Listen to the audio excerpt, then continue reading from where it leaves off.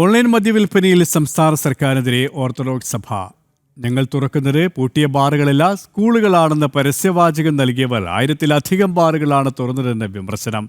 സർക്കാരിന്റെ മദ്യനയം കുടുംബങ്ങളെ തകർക്കുന്നതാണെന്ന് ഓർത്തഡോക്സ് സഭാധ്യക്ഷൻ കുറ്റപ്പെടുത്തി.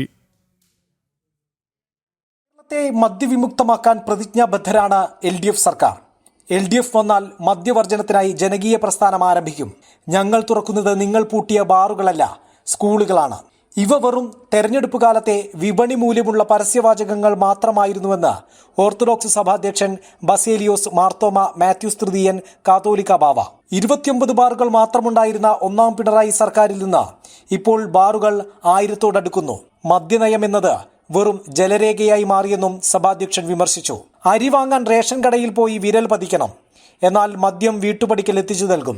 ആരോഗ്യത്തിന് ഹാനികരമായ ഒരു വസ്തുവിനെ ഇത്രയും ലളിതവൽക്കരിച്ച് വീടുകളിലേക്ക് ആനയിക്കാൻ സർക്കാർ കൂട്ടുനിൽക്കുന്നത് ഒട്ടും ഭൂഷണമല്ല. സർക്കാർ ഇതിൽ നിന്ന് പിന്തിരിയണമെന്നും കാതോലിക ബാവ ഫേസ്ബുക്കിൽ കുറിച്ചു.